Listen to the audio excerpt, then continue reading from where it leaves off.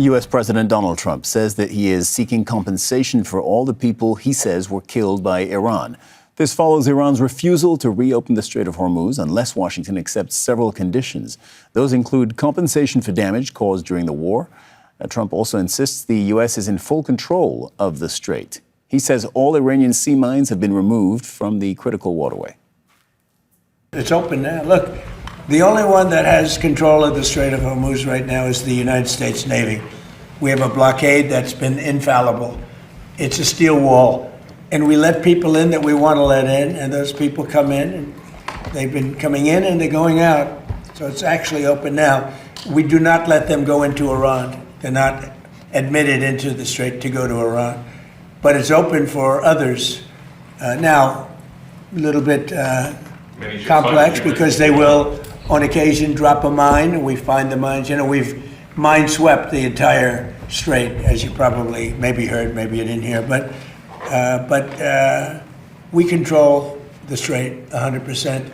Now, can they make trouble? Yeah, they can make trouble. But they're broke, they have no money.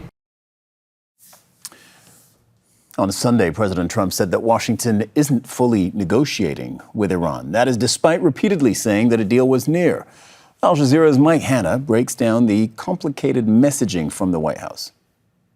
If we take a look from the actions and public statements of the US president, yes, it is complicated, it is confusing, because on one day Armageddon is looming, on the next day, well, we're going to half negotiate. I'm quite content to sit on my hands and just wait for Iran to cripple itself economically. So there's no real consistency of approach from President Trump. It's either I'm going to hammer them or I'm just going to wait them out. Now, his advisors have been pushing the message that it's a good idea to take a low-key approach to this ongoing conundrum, not to escalate warfare, because his advisors are saying to the media, well, Iran is suffering economically. That might have an impact on the war or the divisions that happen between moderates and hardliners within Tehran. And in addition, they say heightened conflict would detract people's attention, as they put it, from the economic hardships they are suffering. So this is what his advisors are putting out, President Trump's advisors. Outside observers claim that's wishful thinking. But President Trump himself, publicly at least, says he's quite happy in the position he is. He says he has stopped Iran from getting the bomb, something he says repeatedly, and he doesn't appear publicly concerned about the impact of all of this on those elections that are looming in November.